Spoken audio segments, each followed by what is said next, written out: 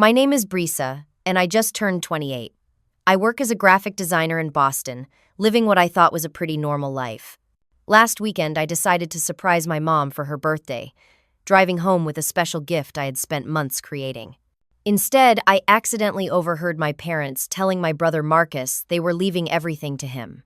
Devastated, I fled, only to receive a text from my mother that shattered my world. "Don't call or come. It's over between us." Can you imagine hearing your family cut you off completely? Let me know where you're watching from, and hit that subscribe button to find out what happened when my phone exploded with calls and texts the next morning. I grew up in a quiet Connecticut suburb with my father Andrew, a successful attorney with his own practice, my mother Sophia, a retired elementary school teacher, and my older brother Marcus, who followed in my father's ambitious footsteps but chose medicine instead of law. From the outside, we looked like the perfect family: hardworking parents, bright children, a beautiful colonial house with a manicured lawn and flower beds my mother tended with religious dedication every weekend. But beneath that picture, perfect surface, there was always an unbalanced dynamic that I felt from a young age. My parents set high expectations for both of us, but somehow Marcus always seemed to receive the nod of approval more easily than I did. When he brought home an A on a test, there would be celebrations. When I did the same, it was simply expected. "Of course you did well, Brisa," my mother would say. "You should always do well." I have this vivid memory from when I was 8 years old. I had won first place in the school art competition with a watercolor painting of our family garden.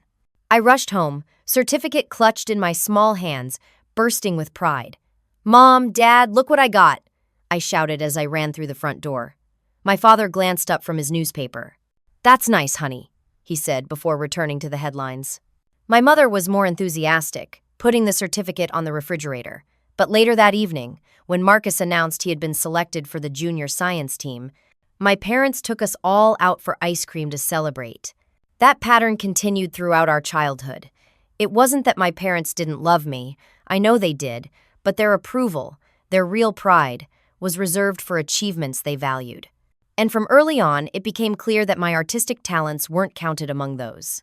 In high school, while Marcus joined debate club and took advanced placement courses in biology and chemistry, clearly setting himself up for pre-med, I threw myself into art, design, and creative writing.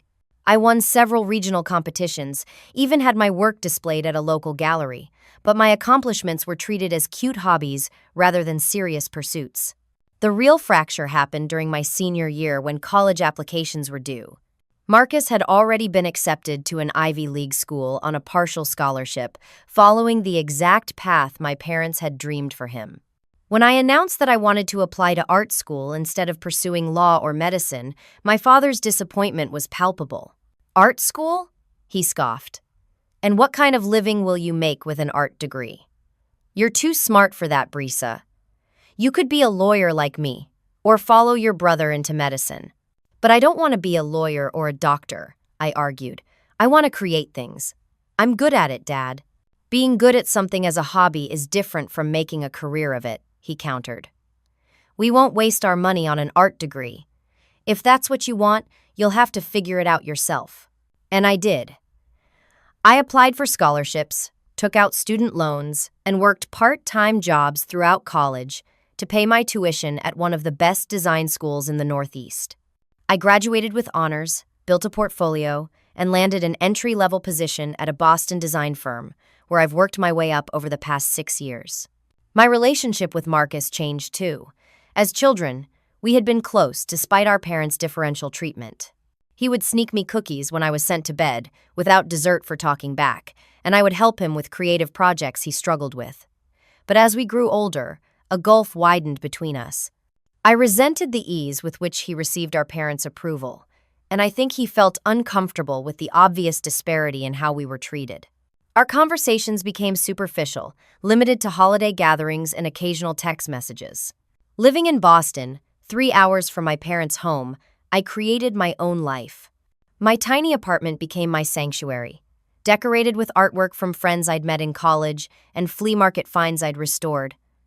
I built friendships with fellow creatives who understood and valued the work I did. And slowly, my career began to flourish. Just last month, I was assigned as lead designer on a major campaign for a national retail chain, my biggest project yet. Still, despite the distance and the strained relationships, I continued making efforts with my family. I called my parents weekly, sent cards for birthdays and anniversaries, visited on major holidays. I wanted them to see that I had made something of myself, even if it wasn't the path they would have chosen. I wanted their validation, their recognition that my choices had been valid. I wanted them to be proud of me, just once, the way they were proud of Marcus. That desire is what led me to create the special birthday gift for my mother, a family portrait I had spent 3 months painting in my limited free time. It captured all 4 of us, based on a photograph taken during a rare happy moment at Marcus's medical school graduation. I thought it would show them that my art wasn't just a hobby, but a genuine talent. I thought it might finally bridge the gap between us.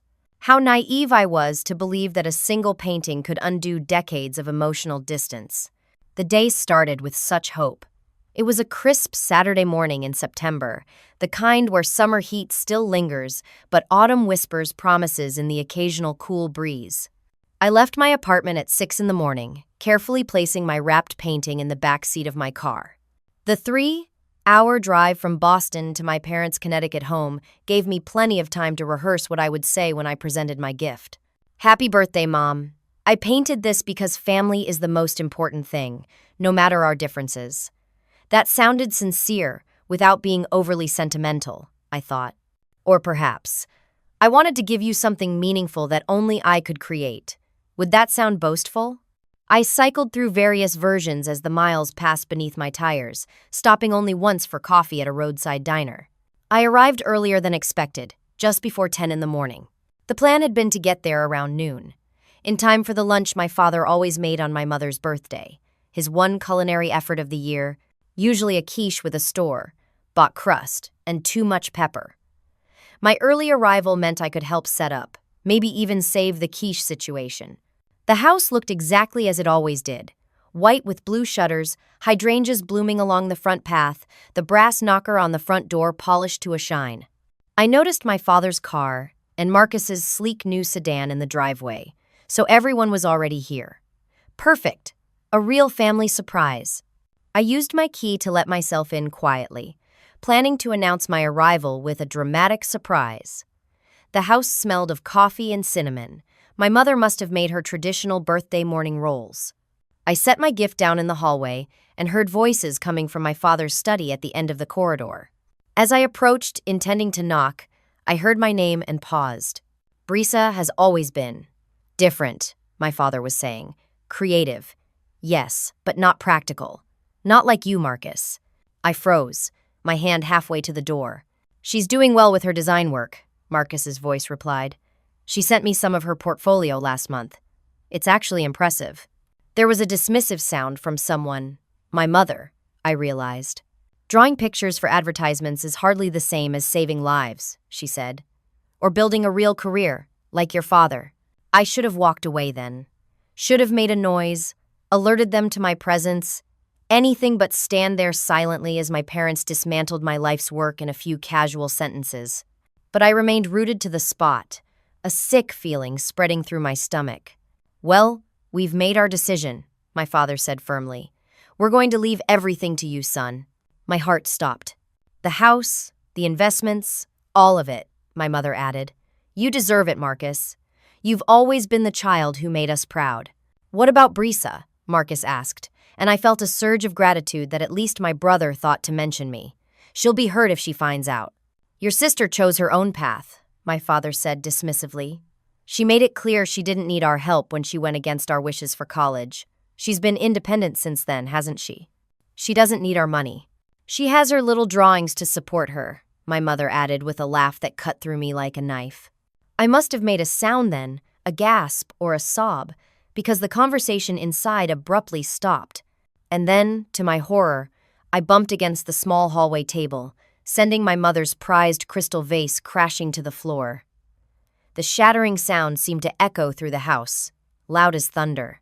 The study door flew open, and there stood my parents and Marcus, all wearing expressions of shock that quickly transformed, my father's to anger, my mother's to embarrassment, and Marcus's to what looked uncomfortably like pity. Brisa, my father recovered first. What are you doing here? And were you eavesdropping on our private conversation? I came to surprise Mom for her birthday, I said, my voice sounding distant to my own ears. I gestured weakly toward the wrapped package I'd left by the door. I wasn't eavesdropping. I was about to knock when I heard you talking about me. That doesn't give you the right to listen in on private family discussions, my mother said, her cheeks flushed. Private family discussions about cutting me out of the will? I asked, finding my voice at last. Discussions where you laugh about my career and call my work little drawings? I think I had a right to hear that. Now, Brisa. My father began in the patronizing tone he always used when he thought I was being emotional. Financial planning is complicated. Your brother has responsibilities, a position to maintain in the community as a doctor. And I don't? I don't have rent to pay, a career to build? I don't deserve the same security you're giving him? You chose to be independent, my mother said coldly. You've made that very clear over the years. Independent doesn't mean I stopped being your daughter. My voice rose, tears threatening. I worked hard because you refused to support my education. I built a career you never bothered to understand or respect.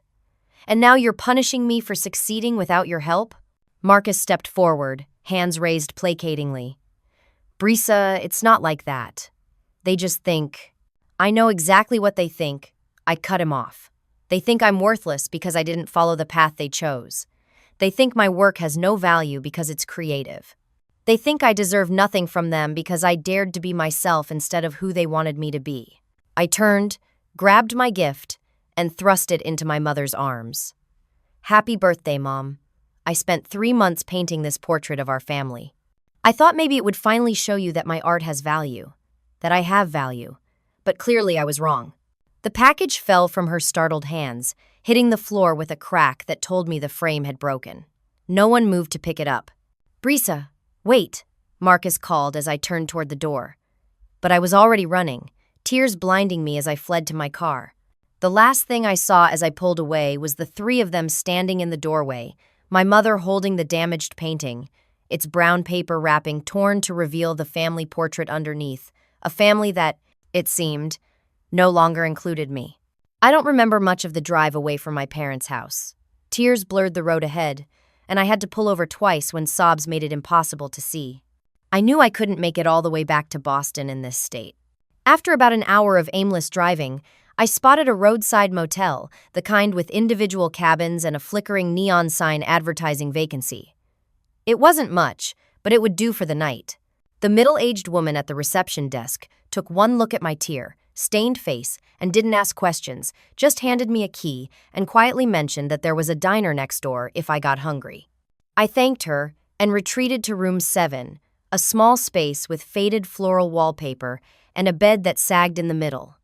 I sat on the edge of the mattress, staring at the wall, feeling hollow.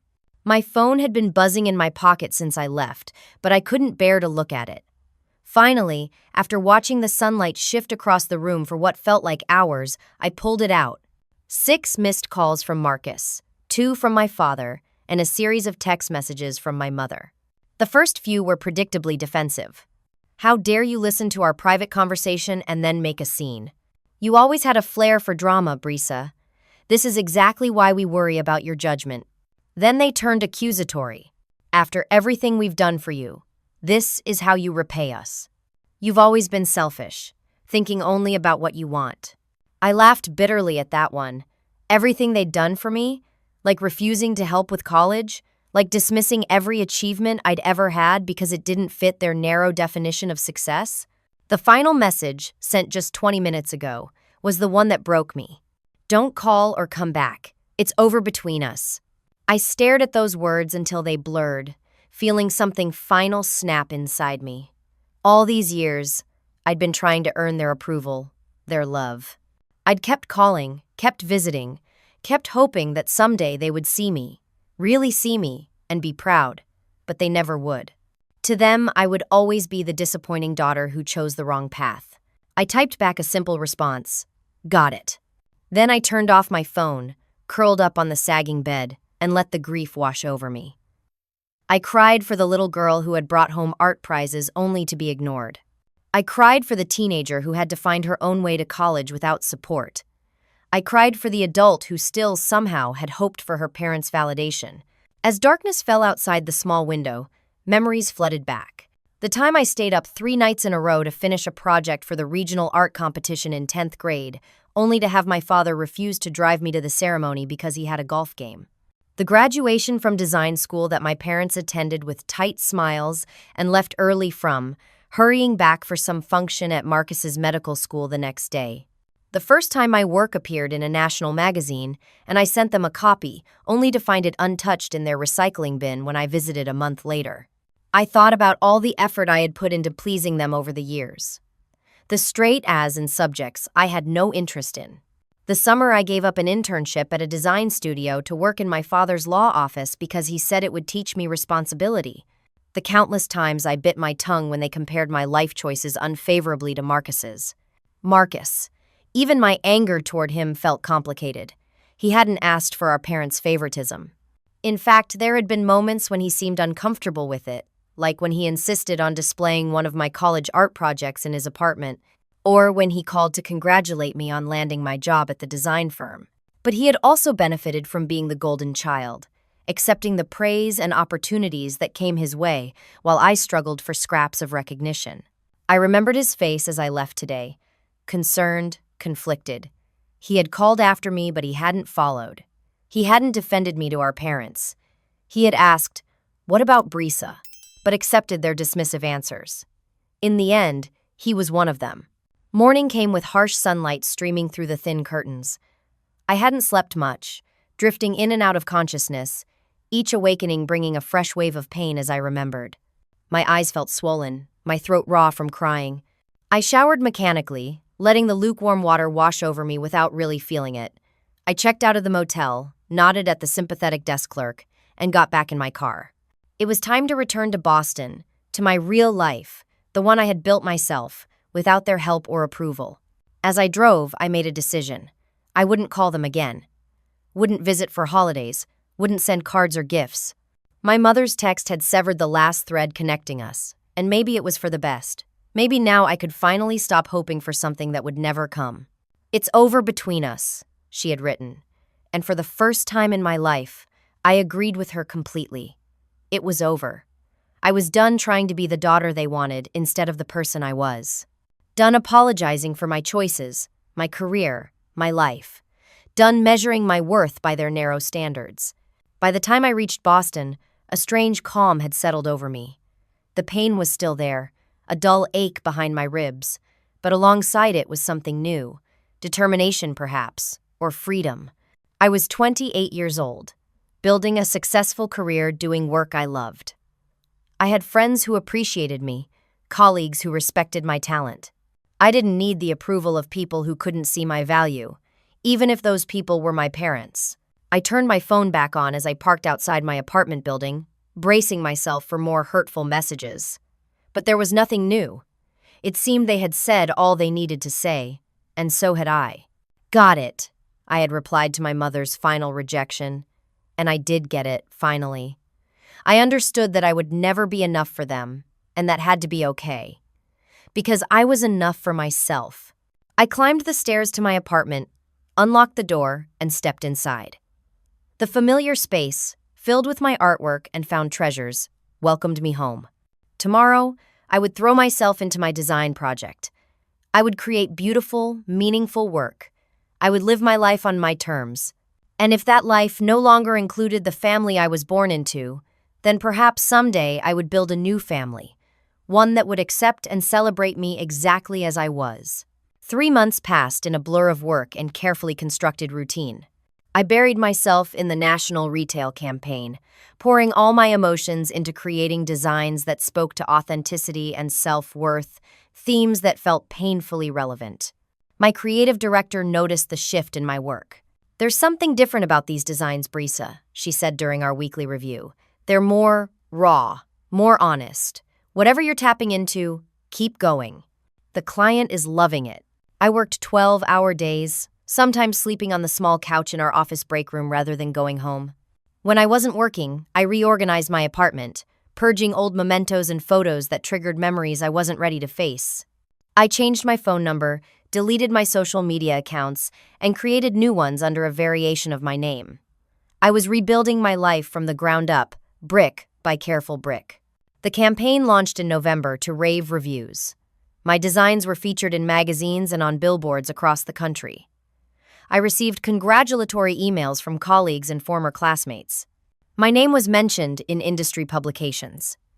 Everything I had worked for was happening: professional recognition, creative fulfillment, financial security. And yet, each achievement felt strangely hollow. There was no one to call with the good news, no one who had been there from the beginning to appreciate how far I'd come. I found myself picking up my phone to text Marcus about the full page spread of my work in a major magazine, only to remember that I'd cut that connection too. It was during the campaign wrap party that things began to change. Our firm had partnered with a photography studio for the shoot, and their lead photographer, Jacob, approached me as I stood alone by the window, nursing a glass of champagne I didn't really want. "You're Brisa, right? The designer who created the concept boards?" he asked. He was tall with kind eyes and a camera permanently slung around his neck, even at a formal event. I nodded, expecting the usual professional compliments. "Your work saved my butt on this project," he said instead, grinning. "The client kept changing their mind about the mood they wanted for the photos, but I just kept going back to your concept boards. This is the vision," I told them. "This is what we're capturing. Shut down the arguments every time." I laughed, surprised by his candor. Glad I could help with client wrangling, not usually part of my job description. "Well, you're good at it, even in absentia," he replied. "Listen, a bunch of us are going to grab real food after this. These canapés are all style and no substance, kind of like our client." He winked. "Want to join?" Normally, I would have declined. I had been avoiding social gatherings, afraid of personal questions I wasn't ready to answer. But something about Jacob's straightforward manner made me nod. Real food sounds good. That dinner turned into coffee the next day, which turned into a weekend gallery hop, which became a regular Thursday night movie tradition. Jacob was easy to be around, passionate about his work but refreshingly unpretentious. He didn't push when I was quiet and seemed genuinely interested when I did share pieces of myself. A month into our friendship, sitting in a hole in the wall pizza place after watching a documentary on street art, I found myself telling him about my family. Not everything, not at first, but enough. The constant feeling of being measured and found wanting, the final confrontation, the text message that ended it all. "That's rough," he said simply when I finished. No platitudes about how family is everything or how I should try to reconcile. Just acknowledgement of the pain. "Yeah," I agreed. "Sometimes I think I should have seen it coming years ago. Would have saved myself a lot of disappointment." He considered this, folding his napkin into smaller and smaller squares. "My family is the opposite," he said finally, almost embarrassingly supportive. "My dad has a framed photo of me in a diaper holding a toy camera. Claims he knew I'd be a photographer from age 2. They came to every terrible school play I was in, cheered at my mediocre baseball games, and nearly wept with pride at my first gallery showing, which was, objectively speaking, not very good. I felt a pang of envy which must have shown on my face. "I'm not telling you this to make you feel bad," Jacob said quickly. "Just saying that I know what supportive families look like and what you described wasn't it. Sometimes the family you're born into isn't the family you end up with." His words stayed with me. The following week, when a colleague mentioned a support group for adults dealing with family estrangement, I found myself attending.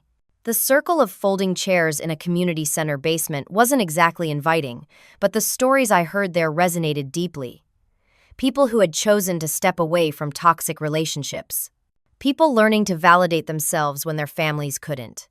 People building new connections to replace the ones that had damaged them. I went back the next week, and the week after that. Gradually, I began to share my own story. Each telling made it easier to carry, like distributing a heavy weight among many hands. Meanwhile, my professional success continued to grow. The campaign led to more high-profile projects. My salary increased enough that I could consider buying rather than renting. In February, I found a small condo in a converted factory building, exposed brick walls, tall windows, and a second bedroom I could use as a home studio. The day I signed the mortgage papers, I felt a surge of pride unlike anything I'd experienced before. This was mine, earned through my talent and hard work. No one could take it away or diminish its value. I invited Jacob over to celebrate, and we drank cheap champagne on the floor of my empty new living room, planning where furniture would go and what colors I should paint the walls. You know, he said, looking around the space, my mom would say this place has good bones. She's big on that, finding the solid structure beneath the surface. Is she an architect or something? I asked. He laughed. Kindergarten teacher. But she applies building metaphors to everything. Life is about finding the good bones and working with them, she always says. I like that, I admitted. Your parents sound wonderful. They are, he nodded. You should meet them sometime. They're coming to visit next month for my birthday. Fair warning, my mom will probably try to adopt you immediately. She collects people like some women collect shoes. The idea of meeting someone's parents would normally have sent me into a spiral of anxiety, but I found myself nodding. I'd like that. As winter mellowed into spring, I settled into my new home and the rhythms of my expanded life. Work remained a central focus, but no longer my only one. I joined a community art class, teaching design basics to teenagers. I made friends through the support group, people who understood boundaries and respect in ways my family never had. And Jacob became a fixture in my life. Not romantic, though sometimes I wondered if we were heading in that direction, but a steady, reliable presence I hadn't realized how much I needed. There were still hard moments, of course.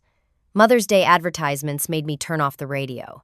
Finding an old birthday card from Marcus while unpacking a box left me sitting on the floor crying for an hour. The support group called these grief ambushes, the sudden reminders of loss that could knock you sideways when you least expected them. But between those moments were increasingly long stretches of contentment, even joy. I was building something new and sturdy, something with good bones. I was in the middle of a client presentation when my phone began to vibrate incessantly in my pocket. Normally, I keep it on silent during meetings, but I'd forgotten to switch the settings after taking an urgent call from a vendor that morning. I apologized to the room, quickly silenced it, and continued discussing the branding strategy I'd developed. By the time the meeting ended 2 hours later, my phone showed 23 missed calls and a flood of text messages.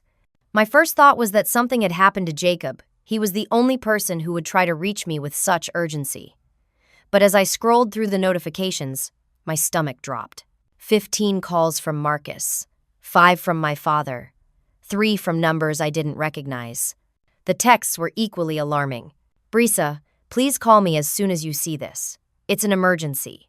Marcus, 10:15 a.m. Where are you? We've been trying to reach you all morning.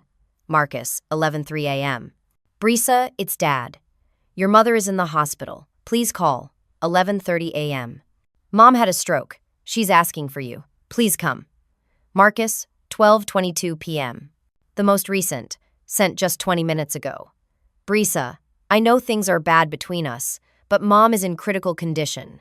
Hartford General, 4th floor. Please come if you can. I stood frozen in the hallway outside the conference room. My presentation materials clutched to my chest as colleagues streamed past. A stroke. My mother had a stroke. She was asking for me. After 3 months of silence, after that final text telling me not to come back, she was asking for me. I should feel nothing, I told myself. They had cut me out, from their will, from their lives. I had built a new life without them. I didn't need to drop everything and drive 3 hours to sit at the bedside of a woman who had made it clear she was done with me. But even as these thoughts raced through my mind, I was already walking to my desk, already grabbing my coat and car keys, already telling my creative director I had a family emergency. Take all the time you need, she said, squeezing my arm. We've got things covered here. The drive to Hartford passed in a blur of anxiety and conflicting emotions. Anger at being pulled back into family drama just when I was finding my footing, fear about what I would find at the hospital, guilt that my first instinct had been to consider not going. And beneath it all, a current of something I wasn't ready to name, something that felt dangerously like hope. Hartford General loomed large and imposing as I pulled into the parking garage. I sat in my car for several minutes, gripping the steering wheel, trying to prepare myself for whatever awaited inside. Finally, taking a deep breath, I got out and walked toward the entrance, each step feeling heavier than the last. The woman at the information desk directed me to the fourth floor, neurology. When the elevator doors opened, I immediately saw Marcus pacing the waiting area, looking haggard in rumpled scrubs. He must have come straight from his hospital when he got the news. He spotted me as I stepped out, relief washing over his tired face. "Brisa," he said, moving quickly toward me. "You came. I wasn't sure you would." I stiffened as he approached, maintaining distance. "How is she?" "Stable now. It was touch and go this morning, an ischemic stroke. They did a thrombectomy to remove the clot." He spoke in the clipped, technical language of a doctor, but his voice shook slightly. "Dad's with her now. She's been in and out of consciousness, but she's been asking for you when she's awake." "Why?" I couldn't keep the bitterness from my voice. "Last I heard, it was over between us." Marcus frowned, confusion crossing his features. "What are you talking about?" "Mom's last text to me. After I left that day, she told me not to call or come back, that it was over between us. So why am I here now?" He shook his head slowly. "Brisa, Mom never sent you a text like that. She's been trying to reach you for months. We all have. You changed your number, disappeared from social media. We even drove to Boston and tried your workplace, but they wouldn't give us any information." I pulled out my phone, opened the text thread, and showed him the message. Marcus read it, his face paling. "Oh my God," he whispered. "Brisa, this text wasn't meant for you." "What?" "Mom has a friend, Eleanor, from her teaching days. They had a falling out last year. Eleanor started drinking heavily after her husband died and was calling Mom at all hours, saying terrible things. Mom finally had to cut contact. She must have sent this to you by mistake." I stared at him, disbelief and shock warring within me. "A mistake? I've spent the last 3 months thinking my mother never wanted to see me again because of a misdirected text?" "We couldn't figure out why you disappeared so completely," Marcus said, running a hand through his already disheveled hair. "When you didn't return our calls after you left that day, we thought you just needed space. Then, when weeks passed, Dad hired a private investigator, but you'd covered your tracks well." The floor seemed to tilt beneath my feet. All this time, the final rejection that had severed my ties with my family hadn't even been meant for me. A mistake. A simple, devastating mistake.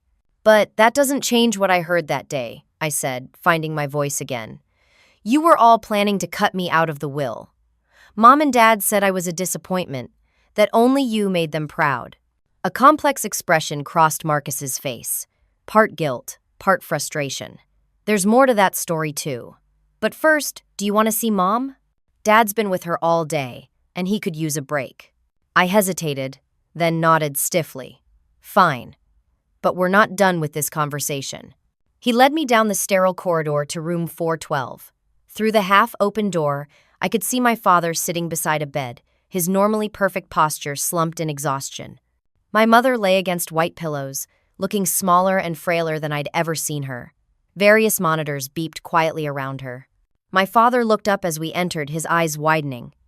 "Brisa," he said, standing quickly. "Thank God, we've been so worried." Before I could respond, my gaze caught on something hanging on the wall opposite my mother's bed. My painting, the family portrait I'd created for her birthday. The one that had fallen and broken when I fled their house. Someone had repaired the frame and hung it where she could see it. "Who fixed it?"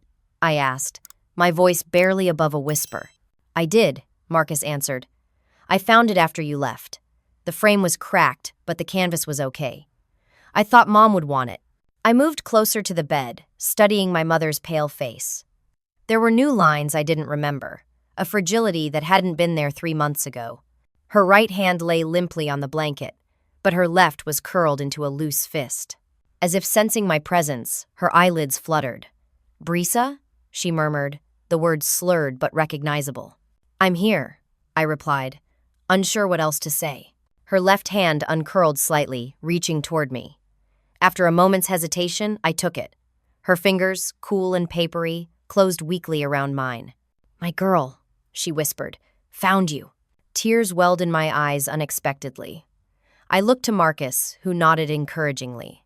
She's been asking for you since she regained consciousness, my father said, his voice rough with emotion. Kept saying we had to find you, had to explain. Explain what? I asked. But my mother's eyes had closed again, her breathing evening out into sleep. Let her rest, Marcus said gently. The doctor said she'll drift in and out for a while. Come on, we can talk in the waiting room. I carefully extricated my hand from my mother's and followed the men out of the room, my mind reeling with questions. The family portrait hung on the wall behind us, 4 smiling faces looking out from a moment in time before everything fell apart, or rather, before I thought everything had fallen apart.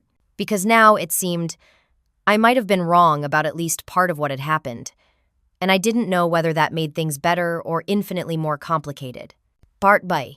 Đối mặt và giải thích. I spent that night in the hospital, dozing uncomfortably in a reclining chair next to my mother's bed. My father had gone home to shower and change, and Marcus had returned to his own hospital for a few hours to reschedule his patients. It was the first time I'd been alone with my mother in years, though she was barely conscious of my presence. In the dim light, watching the steady rise and fall of her chest, I felt a confusing mixture of emotions, residual anger and hurt, concern for her condition, and gnawing uncertainty about everything I thought I had known. The text message that had severed our relationship hadn't even been meant for me. But that didn't erase what I'd overheard that day, the painful words that had driven me to flee in the first place. Around dawn, a nurse came in to check my mother's vitals and seemed pleased with what she found. She's doing remarkably well, she told me quietly. The doctor will be in on rounds in about an hour. My mother stirred as the nurse left, her eyes opening slowly, focusing on me with more clarity than they had the previous evening. Brisa, she said, her voice still slightly slurred but stronger. You're really here. I'm here, I confirmed, moving my chair closer to the bed. She reached for my hand, and this time I didn't hesitate before taking it. We thought we'd lost you, she said, tears welling in her eyes. We looked everywhere. I got your text, I replied, trying to keep my voice neutral, the one telling me not to call or come back, that it was over between us. Confusion crossed her face, followed by dawning horror. Eleanor, she whispered. That message was for Eleanor. My phone. I must have. She trailed off, tears now flowing freely. Oh, Brisa, no wonder you disappeared. You thought I'd rejected you. Wasn't that what you were all doing anyway? I couldn't stop the words. I heard you that day, Mom. I heard you and Dad telling Marcus you were leaving everything to him. I heard you say he was the only child who made you proud. She closed her eyes briefly, pain etching deeper lines into her face. We need to talk about that. All of us. But not now. I'm so tired. Rest, I said, standing. We'll talk later. But she tightened her grip on my hand. Don't leave again, she whispered, fear evident in her voice. Promise you'll be here when I wake up. Despite everything, my heart clenched at her vulnerability. I promise, I said, and meant it. My father returned mid-morning, bringing coffee and bagels. We sat in awkward silence as my mother slept, until finally I couldn't bear it anymore. Marcus told me about the text, I said, that it was meant for someone else. My father nodded, looking years older than when I'd last seen him. Eleanor Thompson, your mother finally had to cut ties after months of concerning behavior. She sent the text the same day you left. She was upset about your argument, distracted. She didn't realize her mistake until days later when you didn't return our calls. And what about the rest of it? I pressed. What I overheard before the argument? He sighed deeply, rubbing his forehead. I know how it must have sounded, Brisa, but you didn't hear the whole conversation. I heard enough. No, he said firmly, meeting my gaze directly. You didn't. What you heard was us discussing the vacation house in Maine, just the vacation house, not our entire estate. I frowned. The vacation house? Marcus was going through a difficult divorce at the time, still is, actually. His wife was making unreasonable demands, trying to claim assets that weren't even part of their marital property. We were planning to transfer the main house to him to protect it, since you've never shown any interest in it. This was true. I'd always hated the drafty old Victorian on the coast, with its formal rooms and uncomfortable antique furniture. Marcus, on the other hand, had spent every summer there during his medical residency, claiming the isolation helped him study. So, when you said everything, you meant just the vacation house? I asked skeptically. Yes, my father nodded. In fact, he hesitated, then continued. We had actually been discussing a very different plan for you the week before. Your mother and I had consulted a financial advisor about setting up an investment fund for you to eventually open your own design studio. We knew how talented you are, Brisa. We've always known. I stared at him, unable to process this information. But Mom said Marcus was the only child who made you proud. My father winced. Your mother was upset that day. Marcus had just told us his wife was threatening to go after our personal assets in the divorce. She was speaking out of fear and anger, not truth. And yes, we've been more vocal about our pride in Marcus's achievements over the years. That was wrong of us. We see that now.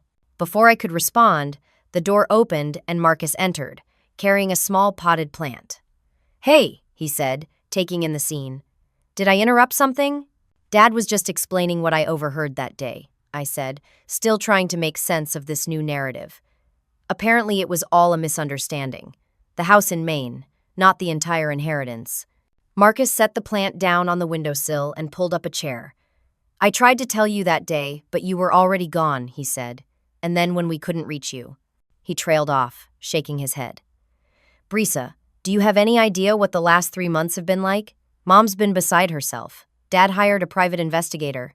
I drove to Boston every weekend trying to find you. I changed my number, I admitted. Moved apartments. Created new social media accounts. We figured that out pretty quickly, Marcus said wryly. The PI said you were very thorough. But why, Brisa? Even if you were angry about what you thought you heard, why completely disappear?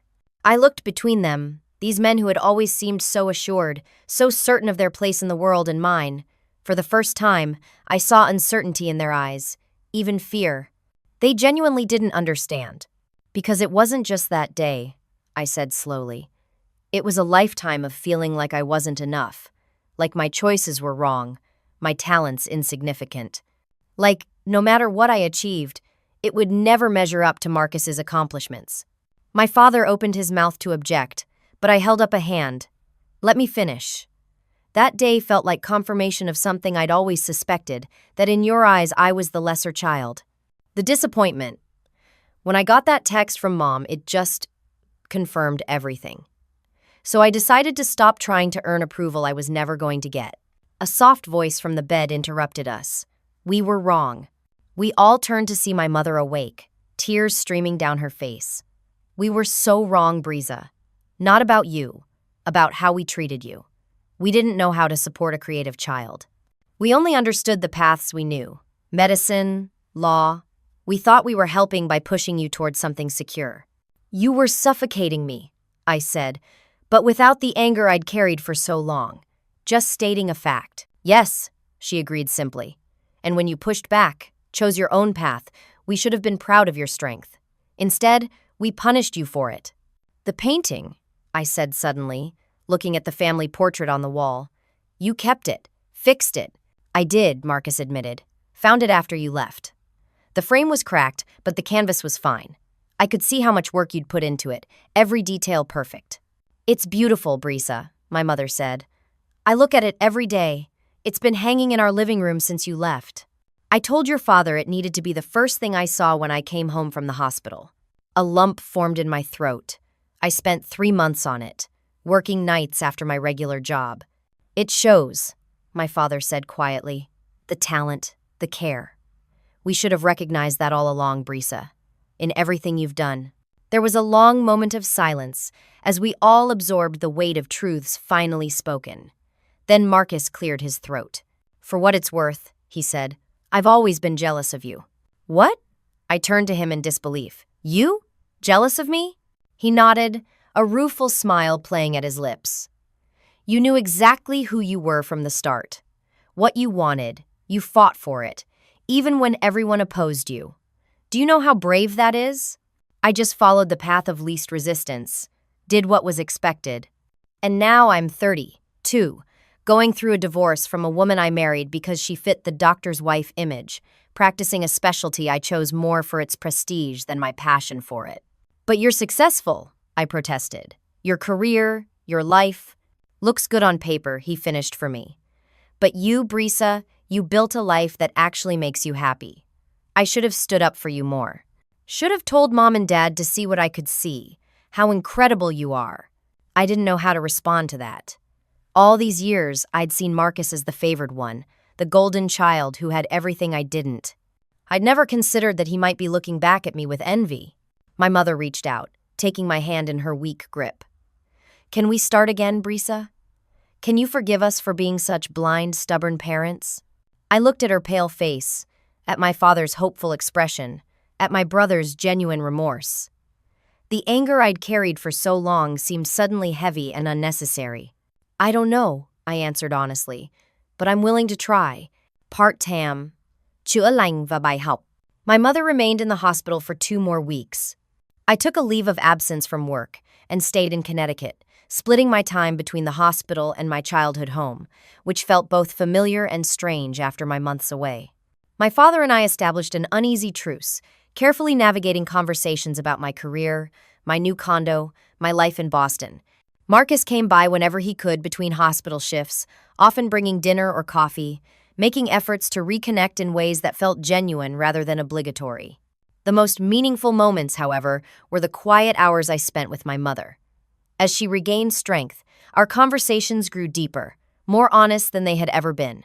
One afternoon, as spring sunshine streamed through the hospital window, she asked me to bring her a sketchbook from the gift shop. "I want to see you draw," she said. "I never watched you work before." So I sketched while she observed, quick studies of the flowers Marcus had brought, the view from her window, even a portrait of her nurse. She asked questions about technique, about how I made decisions regarding line and shadow, about what I saw that others might miss. "You have a gift," she said finally. "I always knew you had talent, but I never understood it was more than that. It's a way of seeing the world." "It is," I agreed, surprised and touched by her insight. "That's exactly what it is." When she was released from the hospital, the adjustment continued. I extended my leave, unwilling to return to Boston until I was certain she was recovering well. My father, retired now but still consulting occasionally for his old firm, worked from home to be near her. Marcus came for dinner several times a week, bringing casseroles from colleagues and stories from the hospital that made us laugh. Slowly, tentatively, we began rebuilding what had been broken, or perhaps building something entirely new. There were difficult conversations, moments when old hurts resurfaced, times when I retreated to my old bedroom overwhelmed by the intensity of reconnection.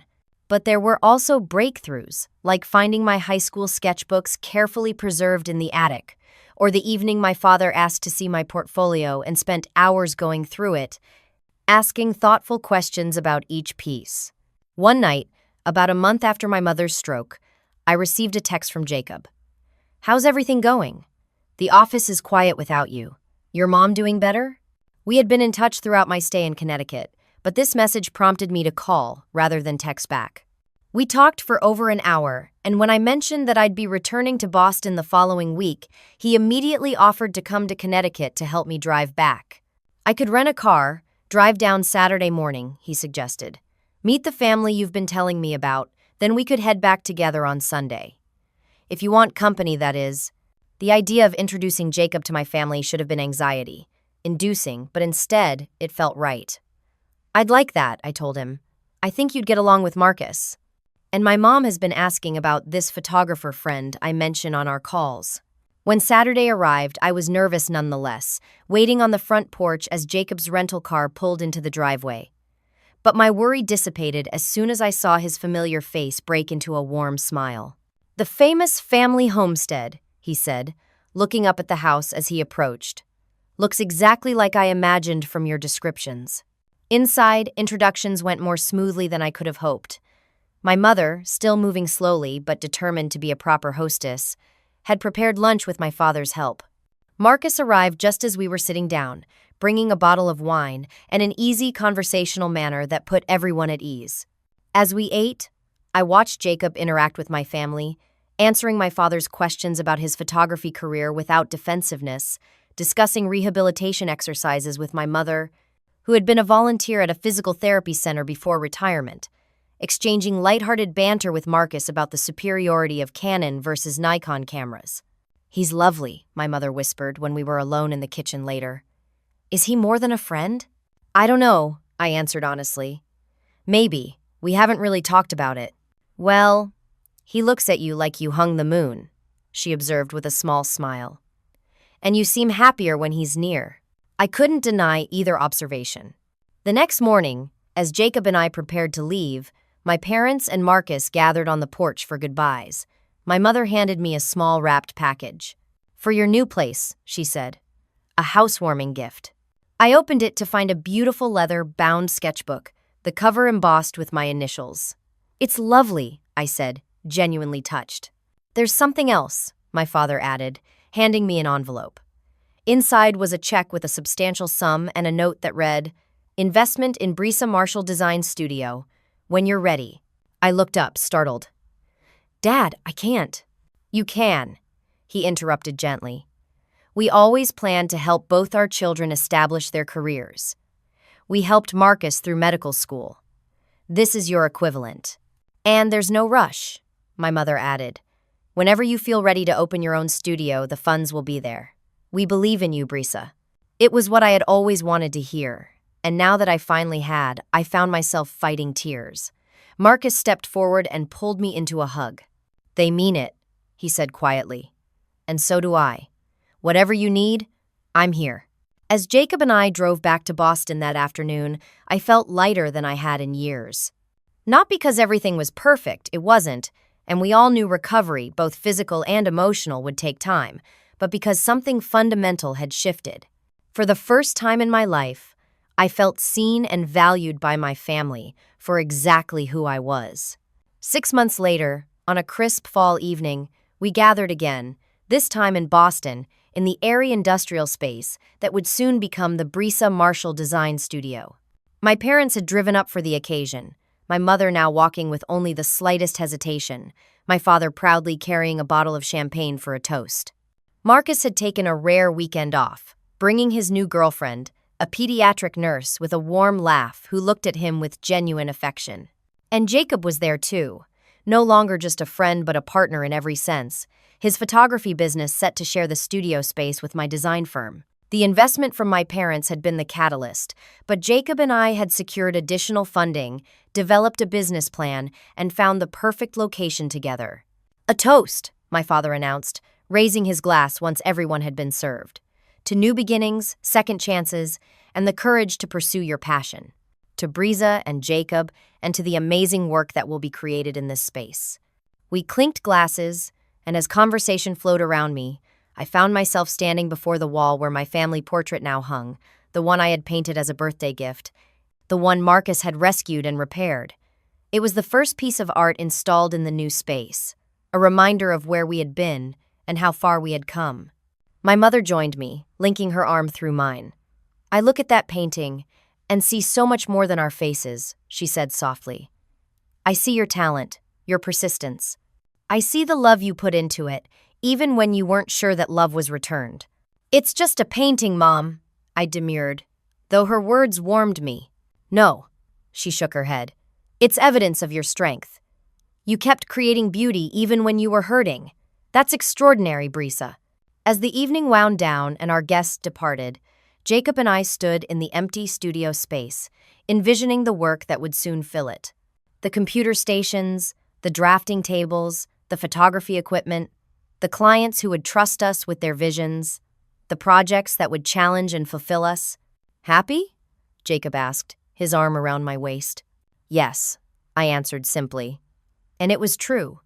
The journey from that devastating day when I overheard my parents and fled their house to this moment of possibility had been complicated and painful, but necessary. I had discovered my own resilience, built a successful career, found love and friendship with Jacob, and ultimately found a way back to my family, not as the daughter they had wanted me to be, but as the woman I had become. Sometimes the most painful misunderstandings can lead to the most important conversations.